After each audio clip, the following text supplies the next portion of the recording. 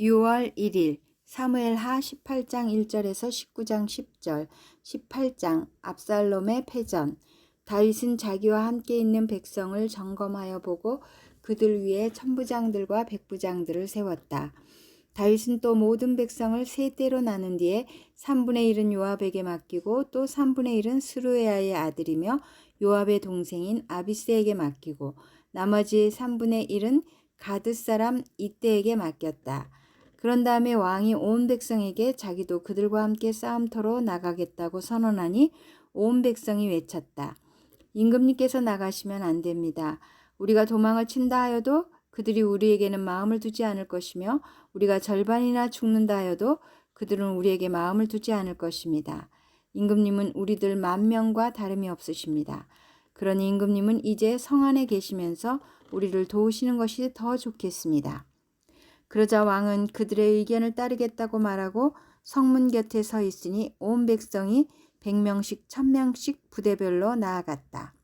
그때 왕이 요압과 아비새와 이때에게 부탁하였다. 나를 생각해서라도 저 어린 압살롬을 너그럽게 대하여 주시오.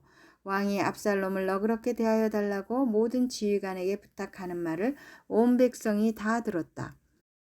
다윗의 군대가 이스라엘 사람과 싸우려고 들녘으로 나아가서 에브라임 숲속에서 싸움을 하였다. 거기에서 이스라엘 백성이 다윗의 부하들에게 패하였는데 그들은 그날 거기에서 크게 패하여서 20,000명이나 죽었다. 싸움이 온 땅 사방으로 번져나가자 그날 숲속에서 목숨을 잃은 군인이 칼에 찔려서 죽은 군인보다 더 많았다. 압살롬이 어쩌다가 다윗의 부하들과 마주쳤다.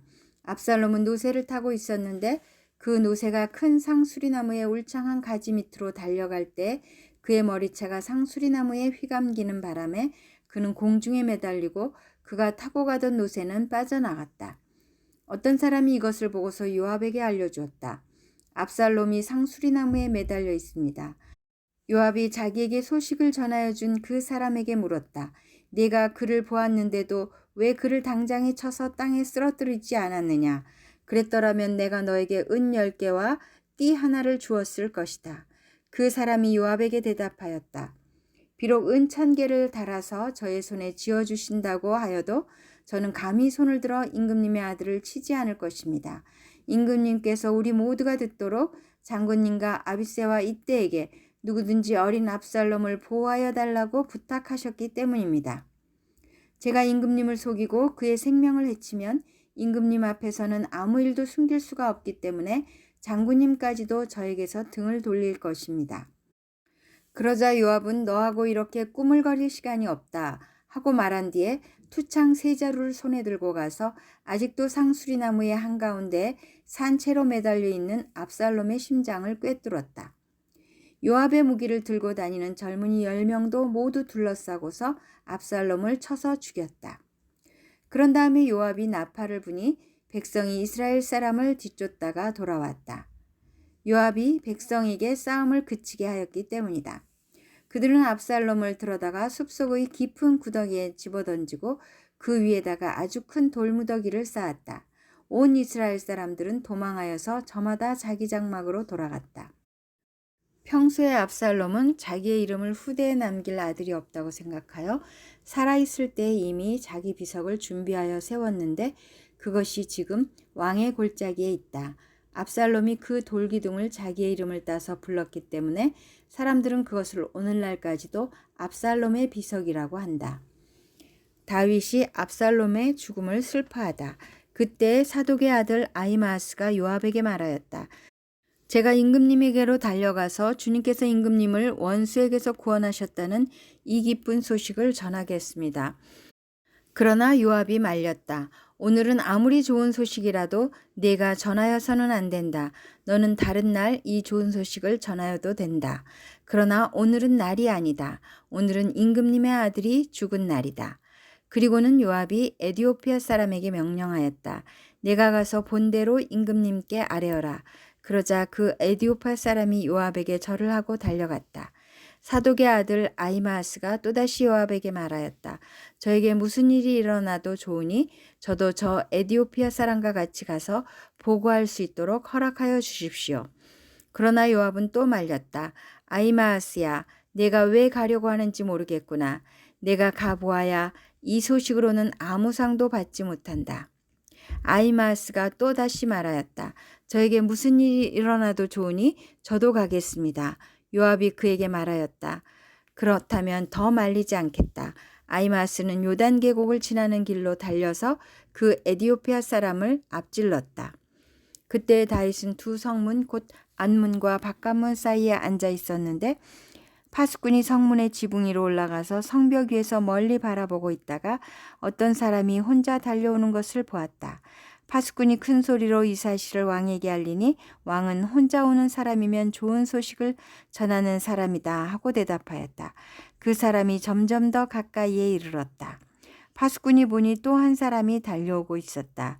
파수꾼이 큰 소리로 문지기에게 또 한 사람이 달려온다 하고 외치니 왕은 그도 좋은 소식을 전하는 사람이다 하고 말하였다. 파수꾼이 또 알렸다. 제가 보기에 앞서서 오는 사람은 달리는 것이 사독의 아들 아히마아스가 달리는 것과 같습니다. 그러자 왕이 대답하였다. 그는 좋은 사람이니 좋은 소식을 전하러 올 것이다. 아히마아스가 왕에게 가까이 이르러서 평안하시기를 빕니다 하고 인사를 드리며 얼굴이 땅에 닿도록 왕에게 절을 하며 아뢰었다. 높으신 임금님께 반역한 자들을 없애버리시고 임금님께 승리를 안겨주신 임금님의 주 하나님을 찬양합니다. 왕이 그 어린 압살롬도 평안하더냐 하고 물으니 아히마아스는 임금님의 신하 요압이 이 종을 보낼 때 큰 소동이 있었습니다마는 무슨 일인지는 모르겠습니다. 왕이 물러나서 곁에 서 있거라 하고 말하니 그는 곁으로 물러나서 서 있었다. 바로 그때 그 에디오피아 사람이 들어왔다. 에디오피아 사람이 왕에게 아뢰었다. 높으신 임금님께 기쁜 소식을 가져왔습니다. 주님께서 오늘 임금님께 반역한 자들을 없애버리시고 임금님께 승리를 안겨주셨습니다. 왕이 에디오피아 사람에게 물었다. 그 어린 압살롬이 평안하더냐? 에디오피아 사람이 대답하였다. 높으신 임금님의 원수들을 비롯하여 임금님께 반역한 자들이 모조리 그 젊은이와 같이 되기를 바랍니다. 왕은 이 말을 듣고 마음이 찢어질 듯이 아파서 성문 위에 다락방으로 올라가서 울었다. 그는 올라갈 때 내 아들 압살롬아, 내 아들아, 내 아들 압살롬아, 너 대신에 차라리 내가 죽을 것을, 압살롬아, 내 아들아, 내 아들아 하고 울부짖었다. 19장 요압이 다윗에게 항의하다. 왕이 목 놓아 울면서 압살롬의 죽음을 슬퍼하고 있다는 소문이 요압에게 전해졌다. 그래서 모든 군인에게도 그날의 승리가 슬픔으로 바뀌었다. 왕이 자기의 아들 때문에 몹시 슬퍼한다는 소문이 그날 모든 군인에게 퍼졌기 때문이다.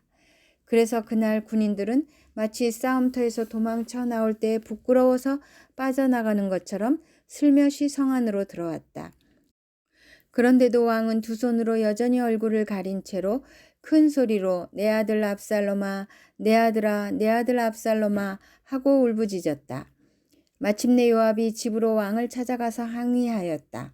임금님 모든 부하가 오늘 임금님의 목숨을 건지고 임금님의 아들들과 딸들의 목숨도 건지고 모든 왕비의 목숨과 후궁들의 목숨까지 건져드렸습니다. 그런데 임금님께서는 오히려 오늘 부하들을 부끄럽게 만드셨습니다. 임금님께서는 어찌하여 임금님을 반역한 무리들은 사랑하시고 임금님께 충성을 바친 부하들은 미워하시는 겁니까? 우리 지휘관들이나 부하들은 임금님께는 있으나마나한 사람들입니까? 임금님께서는 오늘 임금님의 본심을 드러내셨습니다. 차라리 오늘 압살롬이 살고 우리가 모두 죽었더라면 임금님께서는 더 기뻐하셨을 것입니다. 그렇지 않으시다면 이제라도 일어나 밖으로 나가셔서 임금님의 부하들을 위로의 말로 격려해 주십시오. 제가 주님의 이름을 걸고 맹세하지만 지금 임금님께서 밖으로 나가지 않으시면 오늘 밤에 한 사람도 임금님 곁에 남아있지 않을 것입니다. 그러면 임금님께서 젊은 시절부터 이제까지 당한 그 모든 환난보다도 더 무서운 환난을 당하실 것입니다. 그러자 왕이 일어나서 성문 문으로 나와 앉았다. 임금님께서 성문 문루에 앉아 계신다 하는 소식이 모든 부하에게 전해지니 모든 부하가 왕의 앞으로 나왔다. 다윗의 귀한 준비. 그 사이에 이스라엘 사람들은 모두 도망하여 저마다 자기 집으로 돌아갔다.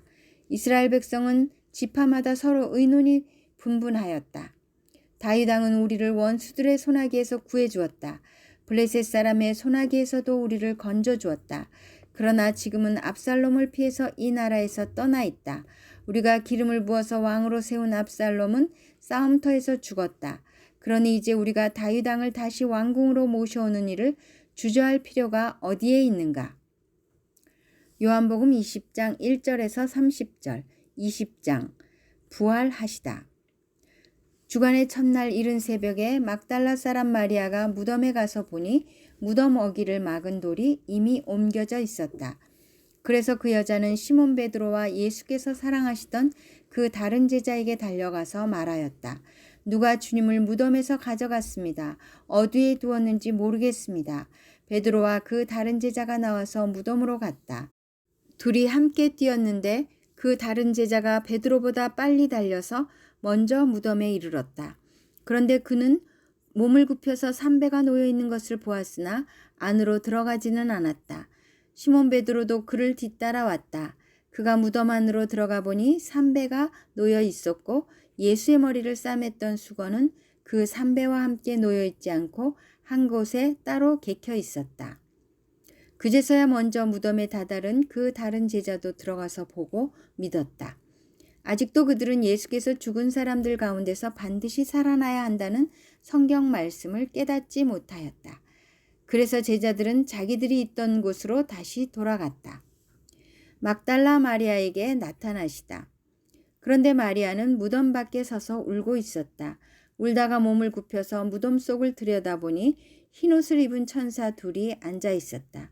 한 천사는 예수의 시신이 놓여있던 자리 머리맡에 있었고 다른 한 천사는 발치에 있었다. 천사들이 마리아에게 말하였다. 여자여 왜 우느냐? 마리아가 대답하였다. 누가 우리 주님을 가져갔습니다. 어디에 두었는지 모르겠습니다.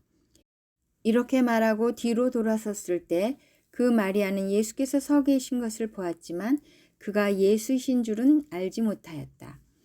예수께서 마리아에게 말씀하셨다. 여자여 왜 울고 있느냐? 누구를 찾느냐? 마리아는 그가 동산지기인 줄 알고 여보세요. 당신이 그를 옮겨 놓았거든 어디에다 두었는지를 내게 말해주세요. 내가 그를 모셔가겠습니다. 하고 말하였다. 예수께서 마리아야 하고 부르셨다.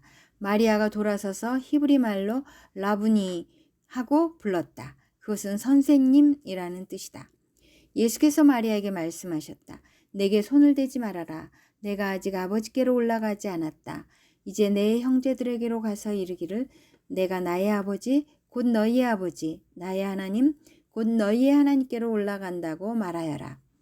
막달라 사람 마리아는 제자들에게 가서 자기가 주님을 보았다는 것과 주님께서 자기에게 이런 말씀을 하셨다는 것을 전하였다. 제자들에게 나타나시다. 그날 곧 주간의 첫날 저녁에 제자들은 유대 사람들이 무서워서 문을 모두 닫아 걸고 있었다. 그때 예수께서 와서 그들 가운데로 들어서셔서 너희에게 평화가 있기를 하고 인사말을 하셨다. 이 말씀을 하시고 나서 두 손과 옆구리를 그들에게 보여주셨다. 제자들은 주님을 보고 기뻐하였다. 예수께서 다시 그들에게 말씀하셨다. 너희에게 평화가 있기를 빈다. 아버지께서 나를 보내신 것 같이 나도 너희를 보낸다. 이렇게 말씀하신 다음에 그들에게 숨을 불어넣으시고 말씀하셨다. 성령을 받아라. 너희가 누구의 죄든지 용서해주면 그 죄가 용서될 것이요 용서해주지 않으면 그대로 남아있을 것이다. 도마의 불신앙. 12제자 가운데 하나로서 쌍둥이라고 불리는 도마는 예수께서 오셨을 때 그들과 함께 있지 않았다. 다른 제자들이 그에게 우리는 주님을 보았소 하고 말하였으나 도마는 그들에게 나는 내 눈으로 그의 손에 있는 못자국을 보고 내 손가락을 그 못자국에 넣어보고 또 내 손을 그의 옆구리에 넣어보지 않고서는 믿지 못하겠소 하고 말하였다. 여드레 뒤에 제자들이 다시 집안에 모여 있었는데 도마도 함께 있었다. 문이 잠겨 있었으나 예수께서 와서 그들 가운데로 들어서셔서 너희에게 평화가 있기를 하고 인사말을 하셨다. 그리고 나서 도마에게 말씀하셨다. 네 손가락을 이리 내밀어서 내 손을 만져보고 내 손을 내 옆구리에 넣어보아라. 그래서 의심을 떨쳐버리고 믿음을 가져라. 도마가 예수께 대답하기를 나의 주님 나의 하나님 하니 예수께서 도마에게 말씀하셨다. 너는 나를 보았기 때문에 믿느냐? 나를 보지 않고도 믿는 사람은 복이 있다. 이 책을 쓴 목적. 예수께서는 제자들 앞에서 이 책에 기록하지 않은 다른 표징도 많이 행하셨다. 그런데 여기에 이것이나마 기록한 목적은 여러분으로 하여금 예수가 그리스도요 하나님의 아들이심을 믿게 하고 또 그렇게 믿어서 그의 이름으로 생명을 얻게 하려는 것이다. 시편 66편 1절에서 4절. 66편 하나님께 환호하여라. 시 지휘자를 따라 부르는 노래. 온 땅아 하나님께 환호하여라. 그 이름의 영광을 찬양하고 영화롭게 찬송하여라. 하나님께 말씀드려라. 주님께서 하신 일이 얼마나 놀라운지요. 주님의 크신 능력을 보고 원수들도 주님께 복종합니다. 온 땅이 주님께 경배하며 주님을 찬양하며 주님의 이름을 찬양합니다 하여라. 셀라. 잠언 16장 14절에서 15절. 왕의 진노는 저승사자와 같지만 지혜로운 사람은 왕의 진노를 가라앉힌다. 왕의 얼굴빛이 밝아야 모두 살 수 있다. 그의 기쁨은 봄비를 몰고 오는 구름과 같다.